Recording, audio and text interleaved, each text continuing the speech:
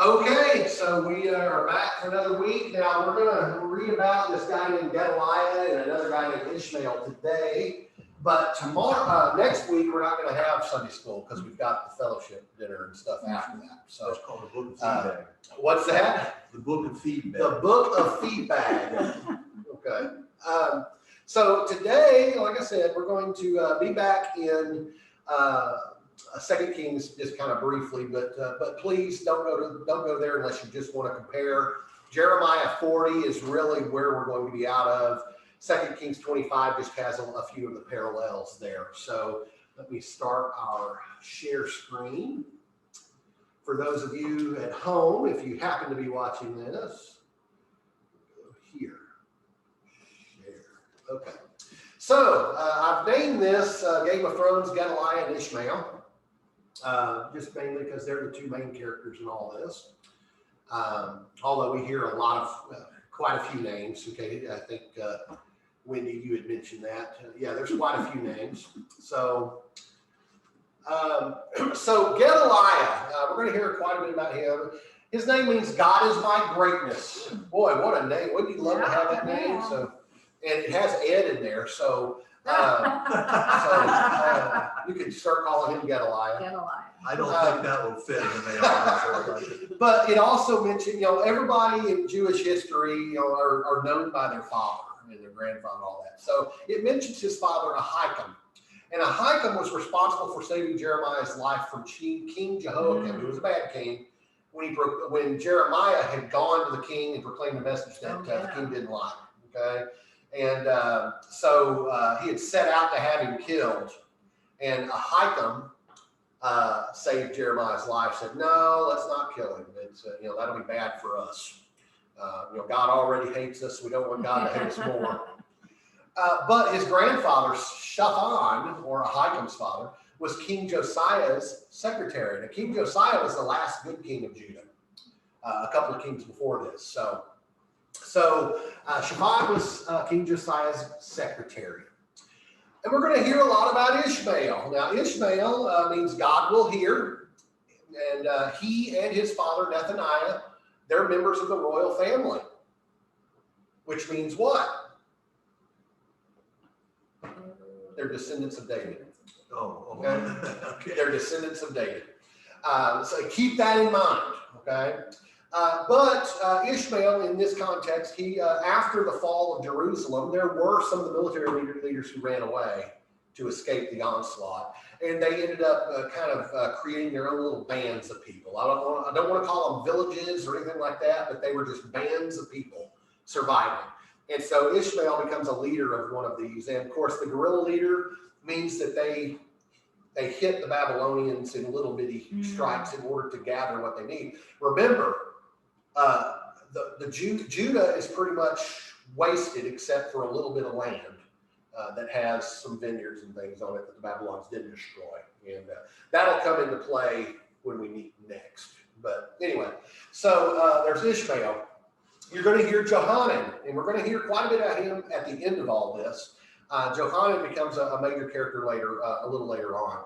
But his name is Yahweh is Gracious, and he was another guerrilla leader, another band of people leader. His father, Kareah, means bald. I don't know how that factors in anything, but he was actually loyal to Gedaliah. Okay, Sariah means soldier of Yahweh. He is from this area called Netopha, which is a small village about 3 miles southeast of Bethlehem. So it's further south in Judah. He was also another leader. His father, Tanhumeth, means consolation. So I don't know how that plays in. But again, just kind of giving you some, what do they call this? I can't remember now. A cast. Oh. Yeah. Anyway, dramatis personae.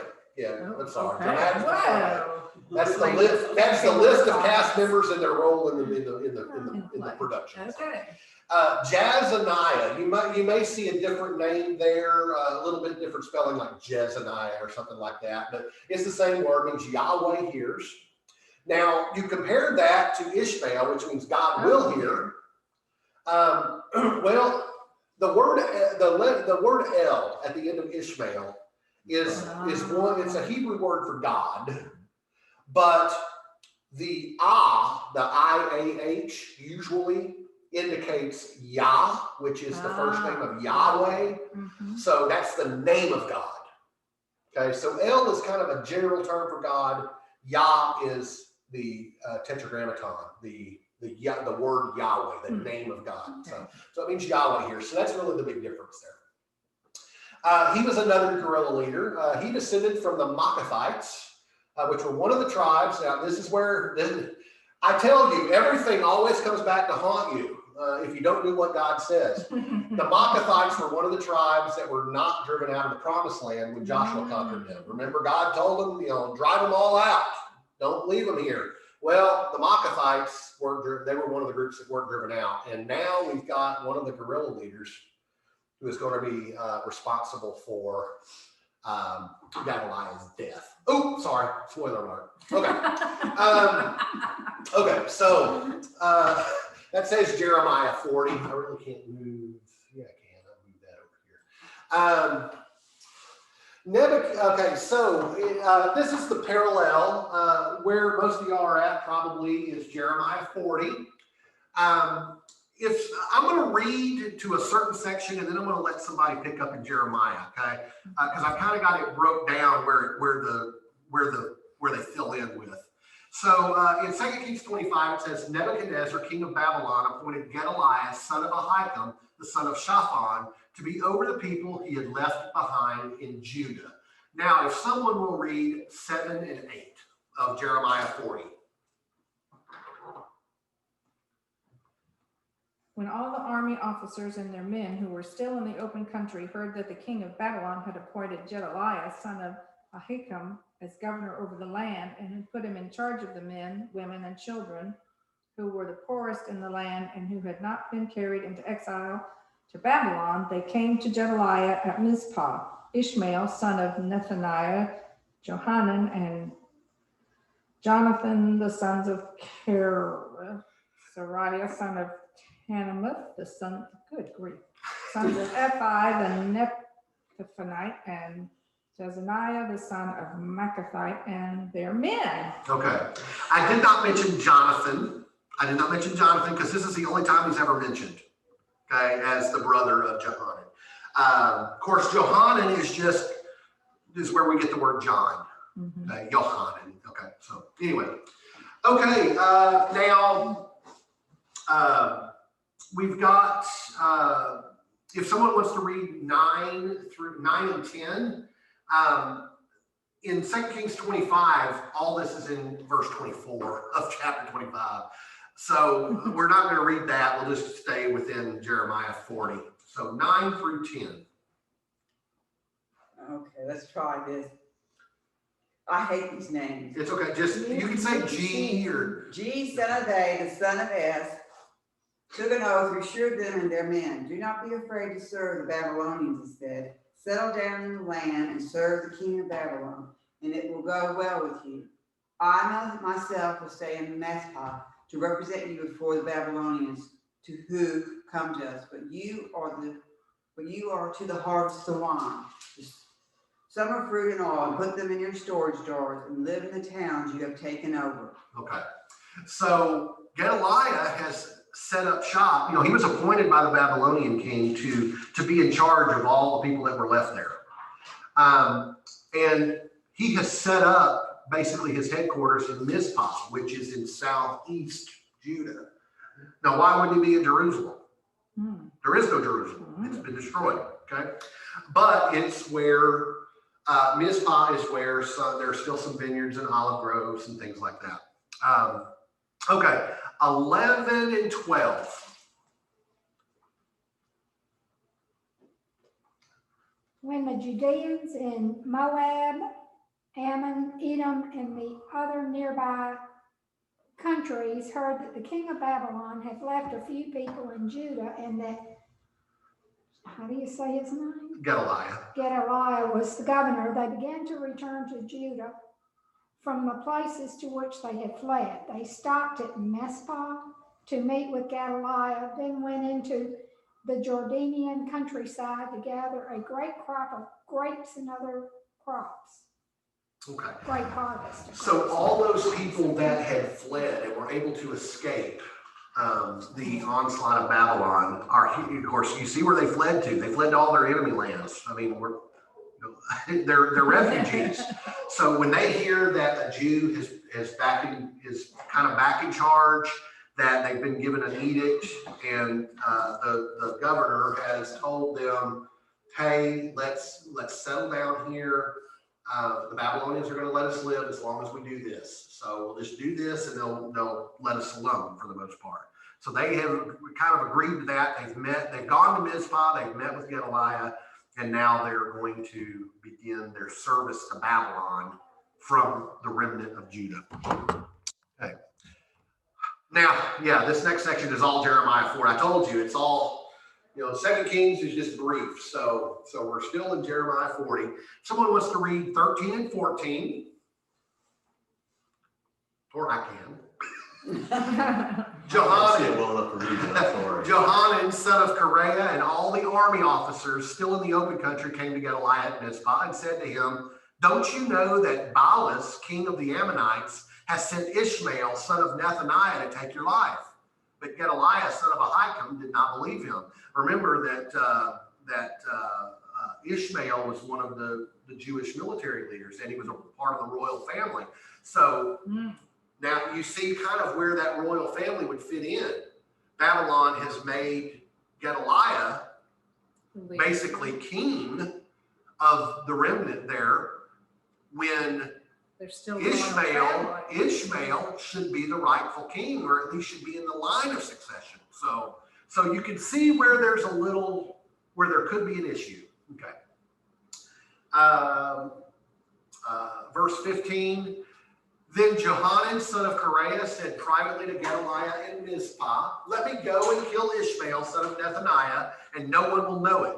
Why should he take your life and cause all the Jews who are gathered around you to be scattered and the remnant of Judah to perish?" So Johanan, remember I told you he was loyal to Gedaliah. He's also one of the other military leaders. He's told Gedaliah, "Look, there is a plot. Whether you want to believe it or not, there's a plot. Let me go kill Ishmael. And that way he's not going to bring destruction to you and the people around you." But Gedaliah, verse 16, Gedaliah, son of Ahikam, said to Johanan, son of Kareah, "Don't do such a thing. What you're saying about Ishmael is not true." Why do people not listen? Okay. So we're still in Jeremiah. Now, okay, we've gone to Jeremiah 41. Okay. So we've gone to the next chapter. And if someone wants to read verses 1 through 3, this is paralleled in 2 Kings 25, verse 25. All that is parallel. Okay, I'll read it. Okay. In the 7th month, Ishmael, son of Nethaniah, the son of Elishama, who was of royal blood and had been one of the king's officers, came with 10 men to Gedaliah, son of Ahikam, at Mizpah. While they were eating together there, Ishmael, son of Nethaniah, and the 10 men who were with him got up and struck down Gedaliah, son of Ahikam, the son of Shaphan, with the sword, killing the one who the king of Babylon had appointed as governor over the land. Ishmael also killed all the Jews who were with Gedaliah at Mizpah, as well as the Babylonian soldiers who were there. Woo! I apologize to those on the that are listening online. Ishmael is pissed. And we think it's because, that this is the second time now they've mentioned that he was royal blood. So I have learned, and I've said this often, when things are repeated in the Bible, there is a reason for that. It's probably important. Ishmael is not happy that Gedaliah is in charge. And so he not only killed, he is invited to a dinner. So they sit down, everybody to a state dinner, right? Can you imagine? Well, oh, forgive me. Can you imagine something like this happening at the White House? Please don't. Please don't imagine it happening at the White House. But it's a state dinner. not steak, although, well, but, so all, the most important people that are left anyway are meeting there. And so Gedaliah and his guys, they jump up and they just kill everybody in the room. So 11 of them, Gedaliah and 10 men, it says. So he's got 10 people with him. Ishmael, I'm sorry, yeah. And his 10 soldiers with him. They kill everybody in the room, including other Jews and Babylonian soldiers that are there. Okay, now I'll move this back out of the way. There we go. So still in Jeremiah 41. So verse, someone wants to read 4 through 6. Well, I'll try it. Now it appeared on Some the new next, words now. now it appeared on the next day after the killing of Gedaliah, when no one knew about it, the 80 men came from Shechem, from Shiloh, and from Samaria with their beards shaved off, and their clothes torn, and their bodies gashed, having grain of, is that right? Having Offerings. Offerings and incense in their hands to bring to the house of the Lord. Then Ishmael, the son of Nehemiah, went out from Mizpah to meet them, weeping as he went. And as he met them, he said to them, "Come to Gedaliah, the son of Eliakim." Now, I have a question something up front here. Yes. Let's see. Okay. Of course, we know about bread. When you shave your beard, that means you're in mourning or something like that. Yeah, usually the head, but you're right. Yes, the Tearing beard, of the beard clothes too. The tearing of clothes, right? And of course, these guys have cut themselves. So they're, this kind of lends to, I don't know for a fact, I didn't study it all that much, but there could be a military ritual. There are military rituals in the world, in Indonesia and things like that, where they would cut themselves for religious purposes. Mhm. So, but yeah, so 80 men. So there's 80. Yeah, 80 that was more it. Where people. where'd the 80 come from? That was a question I had. Where did they come Well, remember, there's other bands of people. from? Okay, so that's just the other bands that popped in. Okay. Okay. And they have come bringing grain offerings and incense to the house of the Lord. Where's the house of the Lord? Gone. It's gone, but what's left of it is still in Jerusalem. So they have come through Mizpah, which is the headquarters of Gedaliah, And on into Jerusalem. because they are entering the land that Gedaliah is in charge of at this point. So So they're therefore they found out that he was dead. no, Oh, they haven't yet. no, Okay. they have not found. It says they didn't Before know anyone knew before about anyone it. knew about it. Gedaliah. They were Not coming, saying but it's they were still just alive. coming to worship. What they're at the doing is temple. they're getting permission to go into Jerusalem, to Okay. go into the forbidden land now, in order to present their grain offerings and their incense offerings. And of course, Ishmael comes out, come see Gedaliah. You know what? I told you this was dramatis personae. Yeah. So he is making a big deal. Somebody killed him. Well, he hasn't said that yet. He hasn't said that yet. But right, but why is he crying? There's two theories. One that is he's actually sad that things are transpiring. I don't think it's that way, because I think he's mad. I think he's crying as a way to trick anybody else Let who's them still know loyal think to that he's Gedaliah. mourning, yeah. So My footnote said the 80 men came from 3 cities of the northern kingdom. well, Samaria definitely. Yeah. Mhm. Okay, Yeah, so they sure tricked him. so we're if someone wants to go 7 through 9.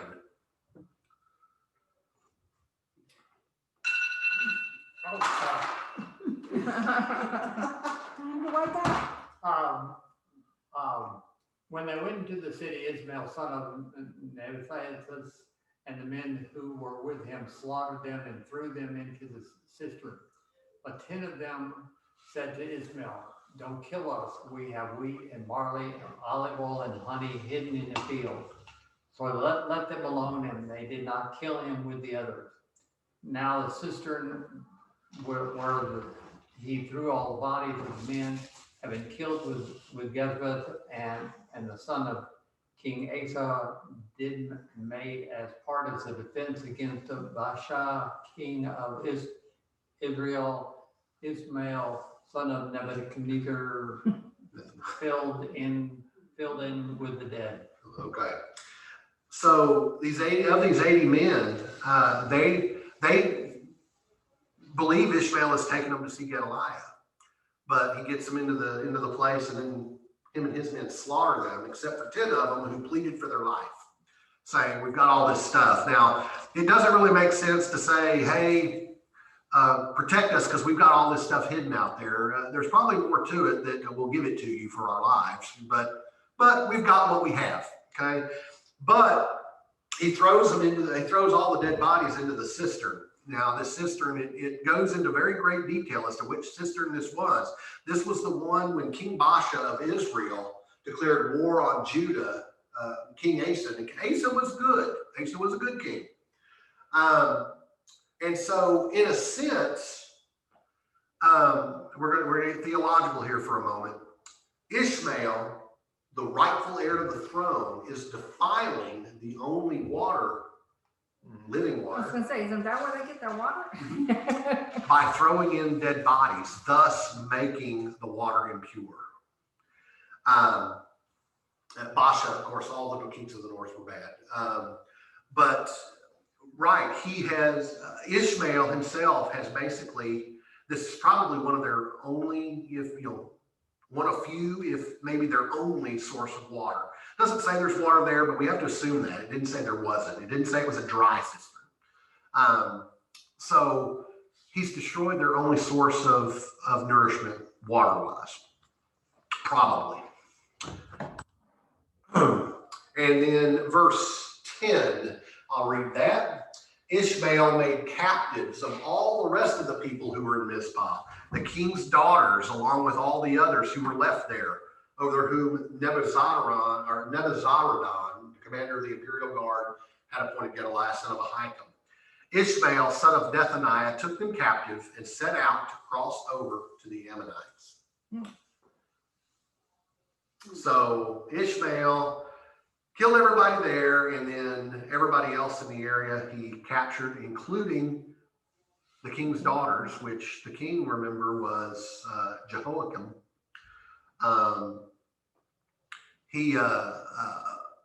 That was the one that was killed.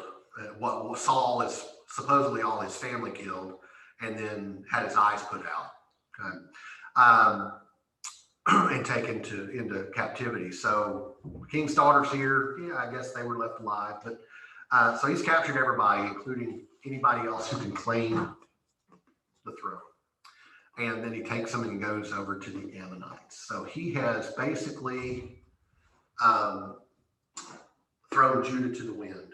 Yeah. He has disowned his own throne. I think that's it. Oh, no, I'm sorry. It's nice how these things break down. I forget where I'm at. So this is kind of a long section, 11 through 15. Okay. When Johanan, son of Kareah, and all the army officers who were with him heard about all the crimes Ishmael, son of Nethaniah, had committed, they took all their men and went to fight Ishmael, son of Nethaniah. They caught up with him near the great pool of Gibeon. When all the people Ishmael had with him saw Johanan, son of Kareah, and the army officers who were with him, they were glad. All the people Ishmael had taken captive at Mizpah turned and went over to Johanan, son of Kareah. But Ishmael, son of Nethaniah, and 8 of his men escaped from Johanan and fled to the Ammonites. So while they're on their way to Ammon, Johanan, remember I told you he was loyal to Gedaliah. He's heard about all this finally. Word has gotten to him that, oh, wait a minute, our governor has been killed by Ishmael. I told him, but he didn't believe me, but now we've got to avenge this. So he takes off, and all the people that Ishmael took captive have gone over. They flee back to Johanan, which is good. But there's one interesting thing here. It says, Ishmael, the son of Nethaniah, and 8 of his men escaped. How many men did Ishmael have? He had 10. He had 10. So 2 of Two them of them fled. defected. So anyway, it's fine. So the rest of them go to the Ammonites. Okay, 16 through 18. Okay. Then Johannes, son of Curran, all the army officers who were with them had led away all the survivors from Methda, where he had recovered from Islam's son of Nathan after he had assassinated John, son of. All right, A, the soldiers, women, children, and court officials he had brought from Galilee, and they went on stopping at Jerusalem near Bethlehem on their way to Egypt to escape the Babylonians. They were afraid of them because Islam, son of Nathaniel, had killed Judas, son of Amakan, whom the king of Babylon had appointed as governor over the land. Okay, so you've got all these Jews who are now coming back south, or coming, I say south, coming back, they're headed west now. So, and they stop at this Gareth Kimmon, which is near Bethlehem. And they're stopping there because they're getting ready to head where? They've made their mind up. They're heading to Egypt. Okay. People were always escaping Egypt and then escaping from Egypt. Well, it's anyway. But they're hiding from the Babylonians. Why are they hiding from the Babylonians? They just killed the guy that That the Babylonians put they in had charge. put in charge. But right, any Jew is now an enemy because not only did they kill the leader that Nebuchadnezzar put in charge, but they've killed the Babylonian soldiers too. And just being a Jew was a death sentence at this point. So I don't know what happened. Well, it's the end of the chapter. Oh, was it? Mhm. Okay. So yes, we will stop there then. And next time we meet, we'll be in Jeremiah 42. We're going to be in Jeremiah for a few weeks, and then we're going to go back into Ezekiel. Because remember, Ezekiel, he's still prophesying in Babylon, or not Babylon, Nineveh. So there's still things going on that we're not hearing the whole story. We're just hearing it from Judah at this point. So what's happened to the people of the northern kingdom? They're in Nineveh. Well, Ezekiel's going to tell us. But for right now, we're going to hear of the plight of Jeremiah. Of course, we didn't hear anything about Jeremiah today, did we? He plays a big role again in the next chapter. We had said that tradition has it that Jeremiah fled to Egypt. And we kind of get a glimpse of that, although we'll find out. I don't want to ruin anything. So anyway, for those of you at home, we thank you for being here. And this will be on the web, on my personal YouTube page, although the link will be made available on the church website. I look forward to seeing everyone. Next week, we are doing Celebration Sunday, which is the culmination of our stewardship thing. And that's all going to be right back out here. The way I understand it is people will, we're going to have a service. They're going to be seated in chairs. Bring a chair, please. Bring a chair. We don't have enough of these folding chairs to take out there. So, and then once we, correct me if I'm wrong, they're going to, I guess, setting up food in here. Right, the food will be served in here. And basically everybody will come through this door, get their food, and then get their go drink out and that go way out and that go back door. outside. So to get here, we gotta go there all the way around the church. Well, you're going to be sitting outside. Oh, we'll be So out you there. can park at the Food's very Well, I thought we were back. talking about sitting out here, I'm gonna be out No, there. out Okay. there. So park at the back. Yeah, you can park in the back section of Okay. this because we're going to be in the front section of this. So you don't have to walk too far.